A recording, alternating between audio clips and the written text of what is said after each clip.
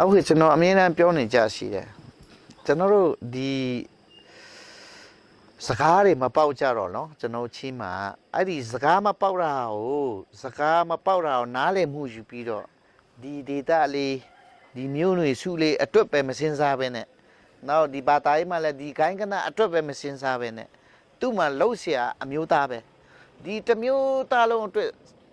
ကျွန်တော်တို့စဉ်းစားနိုင်အောင်ဒီတစ်မျိုးသားလုံးအတွက်လုံနိုင်အောင်ကျွန်တော်တို့ကဖန်တီးရမှာလူတွေကဖန်တီးရမှာအဲ့တော့မဖန်တီးဖို့နဲ့ကိုယ့်ရဲ့ data အလိုက်ကွက်ပြီးနေတာတို့ဒီဂိုင်းကနာလေးနဲ့ကွက်ပြီးနေတာတို့ဒီပါတီလေးနဲ့ကွက်ပြီးနေလိုက်ဆိုကျွန်တော်တို့လူဦးရေနေတဲ့မှာအဲ့ဒါတွေအကုန်လုံးပြန်ကွဲရင်တော့ဘာရမလဲဘာမှရမှာမဟုတ်ဘယ်လိုမျိုးစနစ်ပဲကောင်းကောင်းအရန်ကောင်းတဲ့စနစ်ပဲပေါက်အားမျိုးတွေကျွန်တော်တို့ data ဆွဲစိတ်မျိုးတွေဆွဲစိတ်ရှိနေရှင်တော့ဘယ်တော့မှကျွန်တော်တို့ဒီကျွန်တော်ချင်းလူမျိုးတွေတိုးတက်ဖွံ့ဖြိုးမှုနဲ့တာဝမှုဆိုတာ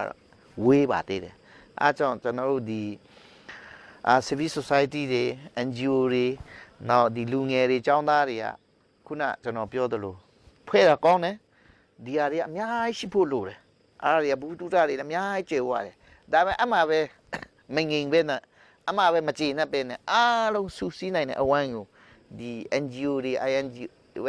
NGO တွေနဲ့ဒီ civil society နဲ့လူငယ်ចောင်းသားတွေပြန်လဲစူးစီးနိုင်တဲ့ဝိုင်းကိုတိဆောက်မယ်ဆိုရင်ကျွန်တော်တို့တမျိုးသားလုံးအတူတူသွားကြမှာပဲအဲ့လိုမျိုးအတွေးခေါ်တွေအများကြီးလိုနေတယ်ကိုဒေတာကိုနယ်မြေဆိုတာဟာလေးတွေကတော့ဟိုးကြံခဲ့တဲ့အားတွေပါတကယ်ကိုခေါင်တဲ့အတွေးခေါ်တွေဖြစ်နေပြီ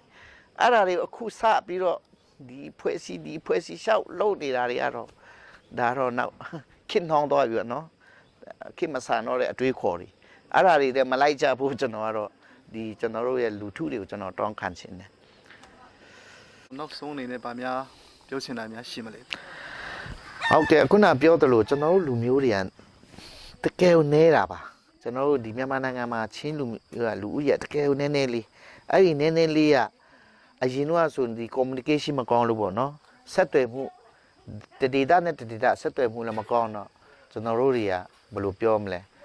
ထိတွေ့ဆက်ဆံမှုမရှိဘူးအဲ့တော့ကကျွန်တော်တို့အများကြီးနာခဲ့ကျွန်တော်တို့လူမျိုးအခုတော့ communication ကောင်းလာပြီအဲ့ထိတွေ့မှုဆက်ဆံမှုတွေပြန်ရှိလာတော့ကျွန်တော်ချင်းမျိုးတွေလည်းအခု CNFC နေမှာတော်တော်ဆုံးပြီးတော့ကျွန်တော်တို့မြိုင်လေးအဲ့လိုတွားနေတဲ့ကာလမှာနောက်ဒီနေ့ဒီချိန် NCA လမ်းကြောင်းကဒါကျွန်တော်တို့ရဲ့နိုင်ငံရေးထွက်ပေါက်ပေါ့နော်အမျိုးသားရေးအတွက်ပဲအဲ့ဒီနေရာမှာဒီနေ့ဒီချိန်ကတကယ်အချိန်လေးပါကျွန်တော်တို့နှစ်ပေါင်းကြာကြီးနှစ်ပေါင်း90ကျော်ကျွန်တော်ချင်းနေမတွေးဆုံကြတာအခုတွေးဆုံနိုင်ကြပြီအဲ့ဒါလေးကိုမတွေးဆုံနိုင်တဲ့လူတွေဒီဟာမျိုးမပါဝင်နိုင်တဲ့လူတွေကကိုပါဝင်နိုင်တဲ့အရာဘက်ကနေအားလုံးဒီအချိန်လေးအသိအရေးကြီးနေတဲ့အချိန်ဖြစ်လို့ပါဝင်ပေးကြဖို့ဒီငင်းချိုင်းလမ်းကြောင်းအတူတကွ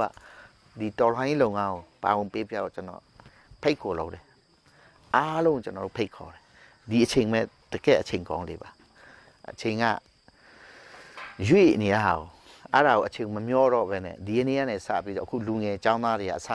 ဒီကုမ္ပဏီပိုင်ရှင်တွေအစပေါ့နော်ငွေကြီးနဲ့တက်နိုင်သူတွေကငွေကြီး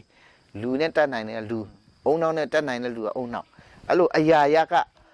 ကိုယ့်ရဲ့ဖက်ကနေဒီအမျိုးသားရဲ့အတွက်ပါဝင်ပေးကြဖို့ကျွန်တော်ဖိတ်ခေါ်လို့ကျေးဇူးတင်တယ်ခုလိုချင်းပေးတဲ့အတွက်အထူးကျေးဇူးတင်ပါတယ်ဟုတ်ကဲ့ကျေးဇူးတင်ပါတယ်